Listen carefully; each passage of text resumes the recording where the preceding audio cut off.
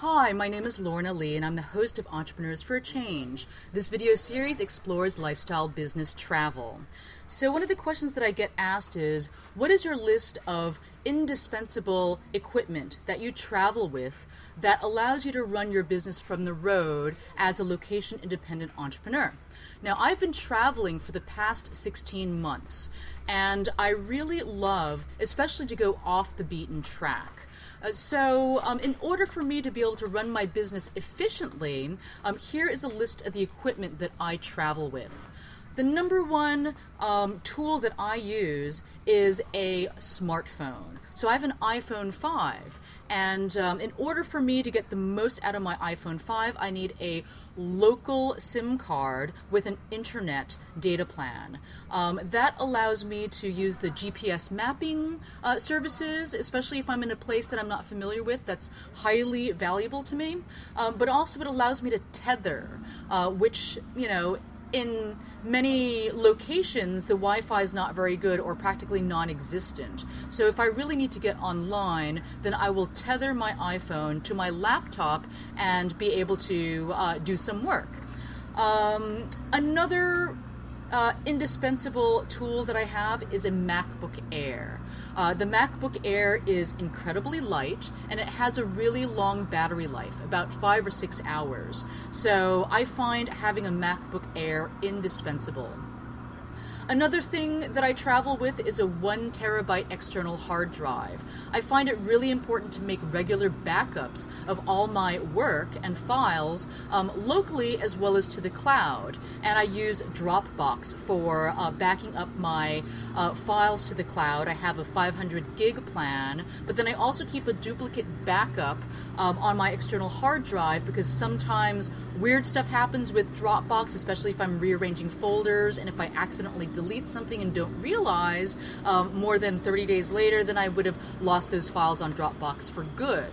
So if I have a local backup on a hard drive, then I could always recover files. And I do this periodically as well, and I date my backups. So yeah, it's a 1 terabyte hard drive is plenty of space to be able to do that.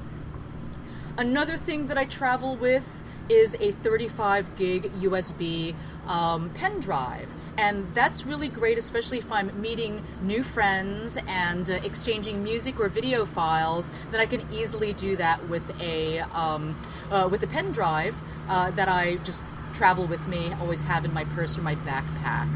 So that's always a fun way to do digital data exchange photos, etc. Another thing that I've discovered to be indispensable is having a surge protector power strip.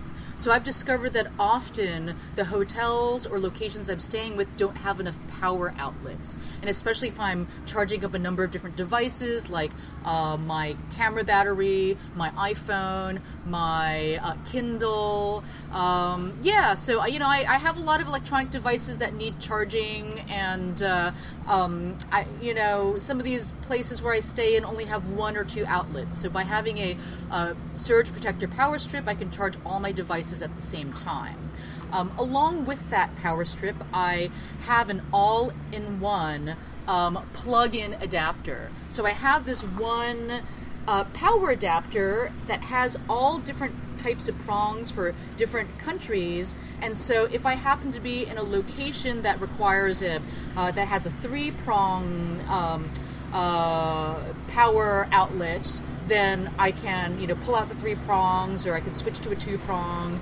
The only one that one doesn't have is the new strange Brazilian 3-prong outlet that they recently introduced, I think, as a way to force everyone to adapt to the new power to the new plug and to make more money. So that's the only one it doesn't have, the new Brazilian 3-prong plug, but it has pretty much everything else. And the final thing I travel with is an external power brick. Or a power brick is essentially an external power source that you can charge either through plugging in, or you could use you could have a version that's like a solar charger, like the WakaWaka device. which is a highly efficient mobile solar charger. In any case, I use both. I have a WakaWaka, but I also have a more generic power brick that I charge by plugging into a power source in the wall, and that one allows me to fully charge my iPhone 5 3 times, and I find that external power source to be highly useful to me, especially during long trips when I'm traveling on boats or buses and airplanes for long stretches of time, and I just really need to power up my mobile phone. So that's it for today. That's pretty much my essential list of indispensable equipment that I use to travel as a location-independent entrepreneur. If you have any other tools that you find useful, please feel free to leave them in the comments below. Thanks a lot for joining me in this episode, and see you next time. Bye for now.